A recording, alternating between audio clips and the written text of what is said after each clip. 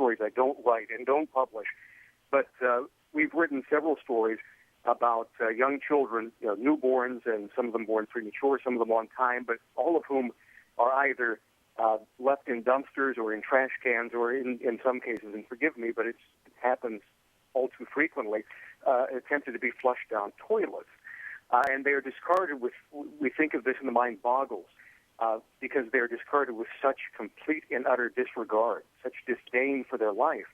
But it's becoming more and more frequent. I have never seen such a case or a number of these discarded babies as we have seen in the last few years.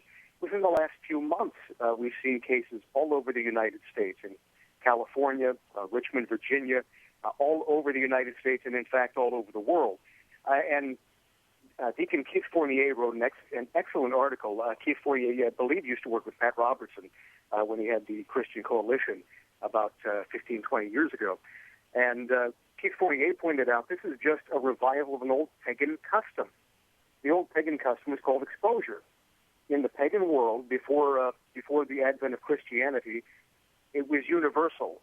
In Greece, in ancient Rome, in ancient Carthage, throughout the ancient pagan world, when a child was born, if the parents didn't want the child, they would simply give birth to the child and then take it out somewhere and leave it alone and allow the child to die either of natural causes or, heaven forbid, for a predator to come and kill the child. This is a revival of that pagan custom. It's simply the exact same mindset. When you begin to lose the reverence, the respect, the value and sanctity of life, then all that's left is a revival of this pagan custom that they can be thrown out like they were yesterday's garbage. And abortion certainly contributes to this. You tell a woman that is your choice up to the 9th month. But what if she delivers early? What if the child is premature? There's a terrible case in Jersey City, New Jersey, that really instigated all of this, which was that a woman gave birth to a premature child. Some 15-year-old children were playing around right before the start of the school year, and they heard something in the trash can, and it turned out, thank God, it was a child who was still alive.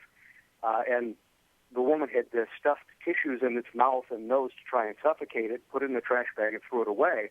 And they got the superintendent's wife. The child was saved. The child apparently is doing well and gaining weight. He was born about 11 or 12 weeks premature, less than 3 pounds when they got it. Now it's gaining weight. Young baby boy. Thank God he's doing well. But when you see a case like this, if she gave birth 11 weeks early, now we've said, according to our national law, it is your choice up to the 9th month, the day of birth, 10 minutes before birth, if you want to have an abortion, perfectly legal. So if she gave birth prematurely, or shouldn't it still be your choice 5 minutes afterwards? She still doesn't have the ninth month to make a decision. Under our national law, we've said you should have at least 9 months. And so-called ethicist Peter Singer says you should have at least a year or more after the child is born, maybe several years after the child's born, to make this decision. But this is simply a revival of an ancient pagan custom. And this is what you see when Christianity gives way. That reverence for life that Christianity brought with it goes away as well, and the culture of death suddenly sweeps in. The ancient Christian writers wrote about this. There was a writer, and I'll only make one quick citation. It's mentioned in the Didache, it's mentioned by several, but there was one, an ancient writer named Athenagoras, wrote in the year 175 A.D., and he said, we say that those women who use drugs to bring on abortion commit murder. We also teach it's wrong to expose an infant. Those who expose them are guilty of murder. So the ancient Christians saw these two issues as tied together.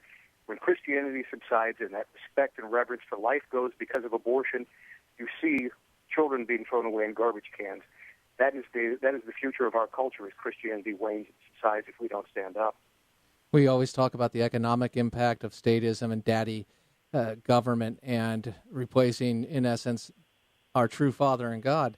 And I think to myself, Ben, as time winds down, but it's something that we are confronting, and what these stories can do is maybe shock us out of this. I hope there's not one more of these instances, but let's wake up, because what it does is it puts what Gosnell did front and center and says, it's not cosmic goo, it's a rip in life. Stop playing games and rationalizing this heinous practice. And the reason we are able to fight the good fight in the sense of the fight for life and engage and speak truth and love and wake people out of their idea, their sleep that this could possibly be in any way anything but killing a baby, is by getting the information out, and you do it brilliantly. U.S. Bureau Chief Ben Johnson, LifeSiteNews. We will talk to you next week. Ben, thank you for taking the time. And remember this, live with honor in your life, compassion in your heart, and always keep the faith in Jesus Christ. Know that God knows you. He created you. You have a purpose. I am talking to you right now. You're hearing this. You're meant to hear it. You have a purpose. You're awesome. You have many gifts. Know that. God loves you. He knows you, regardless of where you're at.